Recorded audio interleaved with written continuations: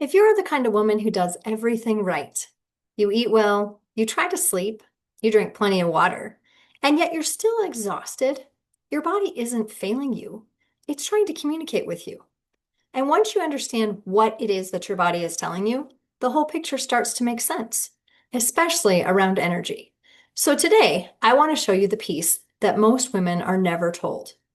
I'm Katie Barngrover, a functional diagnostic nutrition practitioner, and I help women in their 40s heal their bodies and get off the roller coaster of trial and error.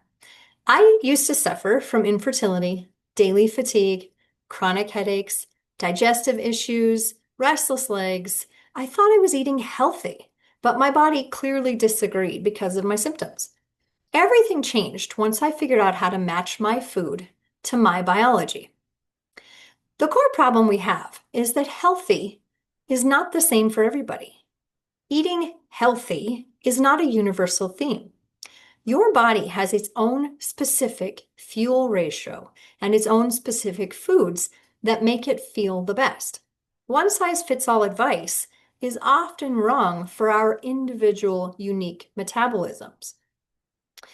Digestion often leads to immune system confusion if we're having troubles in our digestion. So our stomach's job is to break down our food into tiny pieces. Amino acids from our proteins, fatty acids from our healthy fats, and then sugars, different forms of sugar from our carbohydrates. But when we have low stomach acid, which is caused from high stress or chronic stress, caused from stomach acid suppressing medications, and oftentimes just because we get older, we find that our food is not broken down. When we have low digestive enzymes, we end up with the same thing. And low enzymes often also come from chronic stress and as we age. And we end up with these larger particles passing through our stomach and into our small intestines. If that food ends up in our small intestines too large, then our immune system may mistake those big particles as invaders. The response for our body is that we get inflammation instead of digestion, meaning the body is producing an inflammatory or swelling type of response rather than extracting the nutrients that we need to feel our best. Another problem is that these symptoms often show up 18 to 72 hours later after we eat that food. And so it's very hard to connect those dots without structured testing. Remember that our body is not mad at the food. It's confused by the form that the food has arrived in. So a lot of women try to fix this by eating less, by eating more fiber, maybe by adding more vegetables, maybe by cutting out entire food groups like dairy, possibly by over-exercising. Counting calories is often a common thing we try, giving up our favorite foods like chocolate or a cocktail with our friends, eating clean, but they still find themselves exhausted. They've removed everything except for chicken and broccoli, but nothing has fixed the underlying mismatch. It's just created more frustration.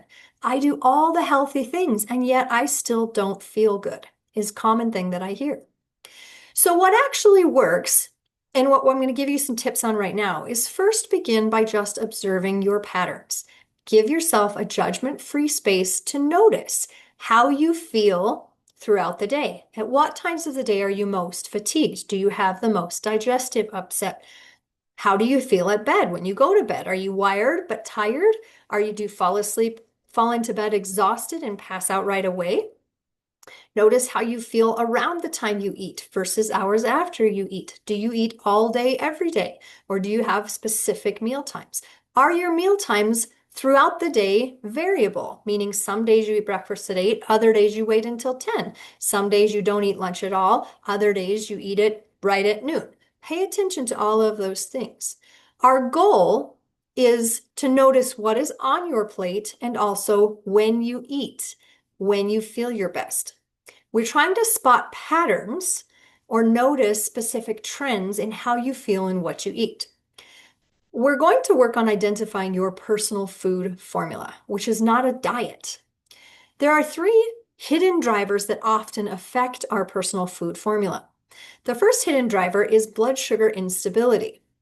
And I'm actually not going to tell you about the other two because I'm going to deep dive into all three of those hidden drivers in my masterclass coming up this week on Thursday, December 11th at 6:30 p.m. Mountain Standard Time. I'll give you the link below to register for the class and get the Zoom link to join me.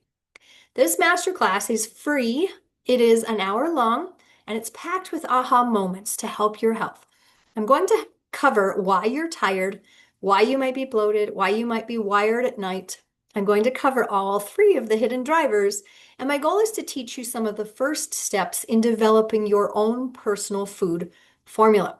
So you're going to go to angelwinghealth.com/still tired to register for this masterclass. And I will put the link below as well. Have a marvelous day.